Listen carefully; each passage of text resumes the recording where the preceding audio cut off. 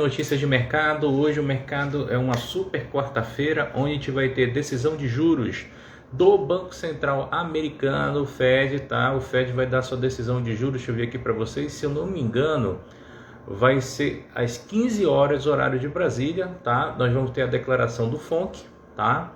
E nós vamos ter a taxa-alvo do Fed também às 15 horas, tá? Aqui no Brasil, nós vamos ter a decisão da taxa de juros após o fechamento do mercado, né? O pessoal está estimando que a taxa de juros aqui no Brasil vá para 12,75. Hoje, a taxa de juros já é 11,75, ou seja, o pessoal está acreditando no mercado que ela pode aumentar em 1%. Já na taxa de juros do Fed, o pessoal está acreditando que pode aumentar 0,5%. Lembrando que a inflação dos Estados Unidos não está legal, tá? Só para vocês terem uma ideia, os Estados Unidos, né, em questão de inflação, ele chegou a 8,50% de inflação. E o PIB dele do quarto trimestre do ano passado deu negativo, tá?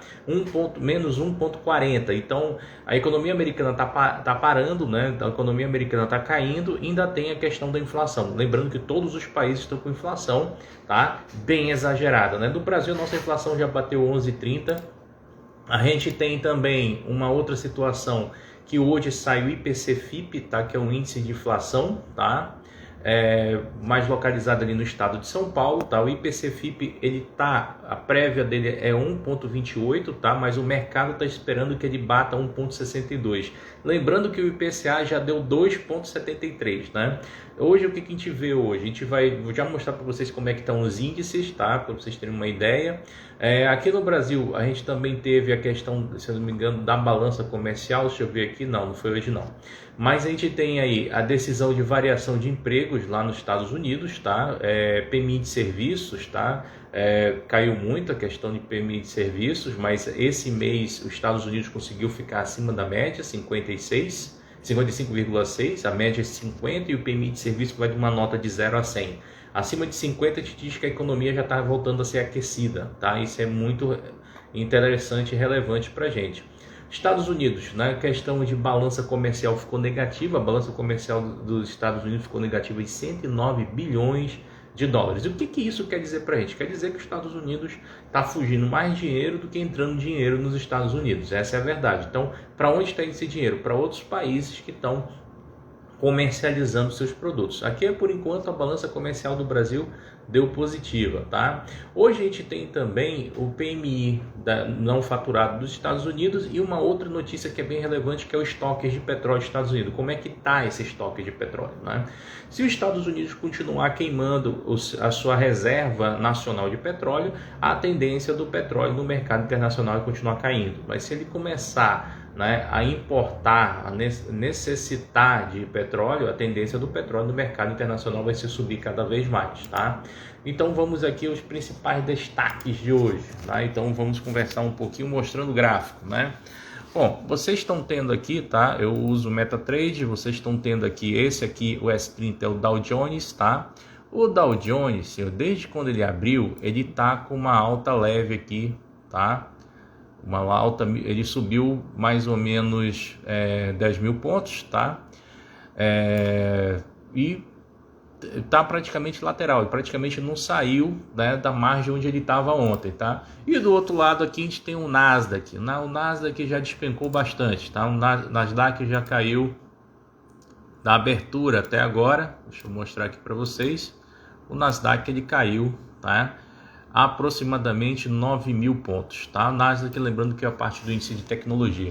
E do outro lado aqui a gente tem, né, nosso índice futuro, né, que ele já desde a abertura, né, o desgramado já caiu aí 1,42%, tá?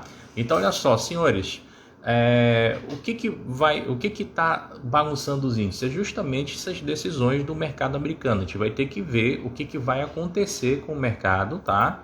Para a gente poder ter ideia do que vai acontecer. Lembrando que os Estados Unidos, que é esse cara que está aqui, ele está com essa inflação de 8,50 e ele tem que controlar essa inflação. Para ele controlar essa inflação, nada mais, né, economicamente correto do que aumentar a taxa de juros dele, que hoje é 0,5%. O mercado espera que aumente mais 0,5%, vá para 1% essa taxa, tá? Se isso acontecer, vai forçar esse carinha aqui, ó, Brasil, a aumentar a sua taxa Selic também. Por quê? a nossa inflação já está 11,30, a nossa taxa Selic está de 11,75. Se o Brasil não aumentar a sua taxa Selic, a gente vai ter uma fuga de capitais aqui no Brasil, e essa fuga de capitais vai ser muito pesada. Então é capaz, né, da nossa balança ficar negativa, ou então a gente perder muitos investimentos internacionais, e com isso, tá, nós vamos ter que procurar, né, ou na verdade o pessoal do Banco Central vai procurar uma outra maneira, né, de tentar equilibrar essa fuga de dólares. Lembrando que os servidores do Banco Central estão em greve, tá? Eles só vão anunciar a Selic e volta para a greve de novo. Estão reivindicando aumento de salário, tá? 19%, se eu não me engano. Então, o Brasil está praticamente sem muitos dados internacionais. Então, isso é um negócio que vai pesar para você que é investidor de bolsa, tá? Hoje, o que a gente pode ajudar vocês? A Finance Academy hoje está operando para os investidores, né, na parte de derivativos, né, na parte de futuros, opções, swap e outras coisas, para proteção de carteira. E lógico, vocês vão ter que fazer um testezinho, para eu quero saber se vocês têm apetite de risco para essas coisas. Muita gente quer operar dólar e índice, mas não quer perder, tá? E isso é uma coisa que vocês têm que estar crucial. Uma outra notícia também que encheu o saco do mercado foi o Elon Musk. O Elon Musk queimou o filme, tá? Ele detonou, tá, os tokens NFT, tá?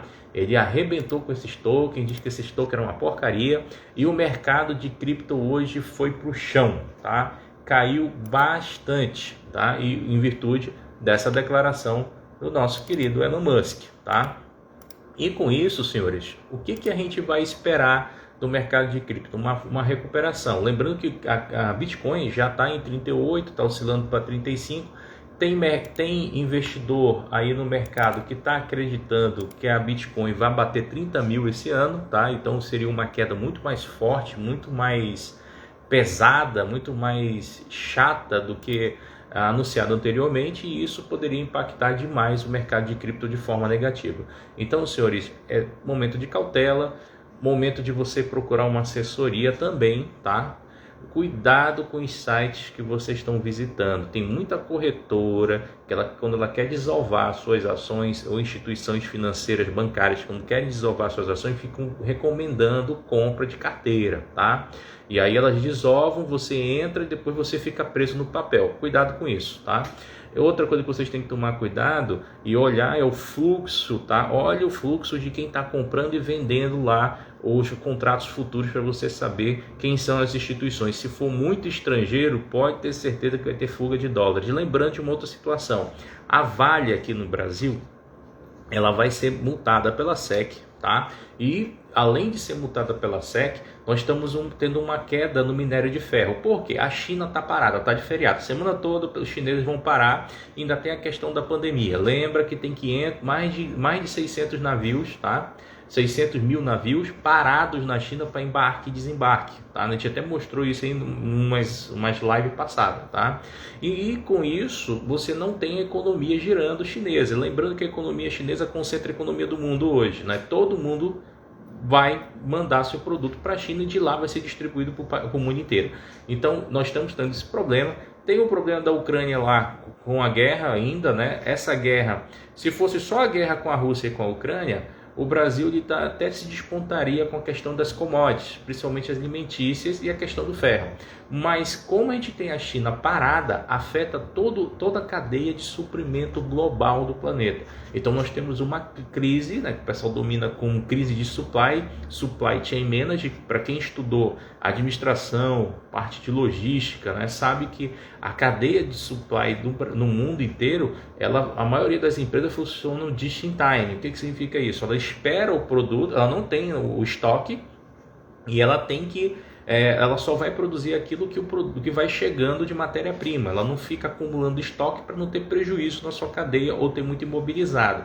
Como o mundo trabalha dessa forma, a China parando, ela quebra esse circuito, então você não vai ter o produto em tempo hábil, né? Então com isso já está faltando processador, chip de computador, já está faltando esses chips de computadores para a indústria automobilística, não tem mais, os carros estão demorando a sair porque está faltando chip, vai faltar chip de computador para celular, né? Por isso que teve atraso no iPhone, o iPhone teve que atrasar o lançamento do iPad, colocar o iPhone na frente para aproveitar o chip.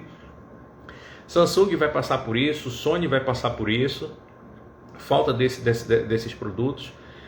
Há também a questão da paralisação um pouco da indústria imobiliária chinesa, porque também não vai chegar minério, aço, né, a tempo para fazer os novos empreendimentos, e também aqui no Brasil. E aí nós vamos ter também, né, alguns problemas, alguns impasses em relação à comida. Você não vai ter assim um deslocamento muito bom de comida para a Ásia, porque passa pelos portos chineses. Então aí você tem que ficar de olho como é que está a receita, a divulgação das nossas empresas, né, de frigorífico. Então, senhores, é uma série de situações que está acontecendo, tá? Que o investidor ele tem que ficar a par, né? Então, o investidor, você que se propõe a operar aí sem assessor, sem assessoria de investimento, você tem que ler muito jornal, tá? Mas não é ler Globo, Record, não, que isso não funciona, não. Você vai ter que procurar Bloomberg, você vai ter que procurar Reuters, você vai ter que procurar o pessoal lá de fora para você ter uma ideia do que está acontecendo com o mundo e com o Brasil. Lembrando que a gente ainda tem um cenário político aqui, né? Onde a gente tem duas pontas. A gente tem uma ponta neoliberalista que está aumentando muito imposto para a instituição financeira, né? Você vê a contribuição social sobre as instituições financeiras aumentando a cada governo, e com isso derruba também as ações na Bolsa Brasileira, como Bradesco, Itaú, Santander, B3, essa turma de instituições financeiras está caindo com o aumento, tá, de contribuição social do lucro líquido, né? Então, o nosso governo atual, que se dizia neoliberalista, não é tão assim. E tem a turma da loucura. A turma da loucura do outro lado, eles são contra a Bolsa de Valores, eles não gostam de investimentos, eles não guardam dinheiro, eles gostam de gastar, aumentar o déficit público, aumentar o endividamento da população. Então, esse ano vai ser uma eleição bem pesada, entendeu? Porque você não tem um candidato ali que de fato esteja, né, vamos dizer assim, relacionado com duas coisas, né? Redução de impostos, né? E você não tem um candidato ali que esteja na questão de fomentação de emprego, ou seja, gerar emprego e renda e estimular empreendedorismo, né, no Brasil, porque o Brasil tem novas empresas. Lembrando que já foi provado pelo Senai e até pelo IBGE que as empresas que mais contratam são as pequenas e não as grandes, né? Essas que mantêm o dinheiro circulante, né? E todos os candidatos da nossa pauta, parece que eles não entendem de PIB e economia e não entendem, né, que nós precisamos de emprego, né, mão de obra capacitada, nós precisamos reduzir os impostos dos empresários para que eles possam contratar mais e com isso servir mais para a economia, né? O dinheiro girar em circulação. Todos os candidatos entendem o contrário disso. Então a gente tem um problema sério de custo e endividamento. Ano que vem vai ser votado um novo teto de gasto e talvez isso aí prejudique um pouco o mercado, porque vai aumentar o endividamento brasileiro.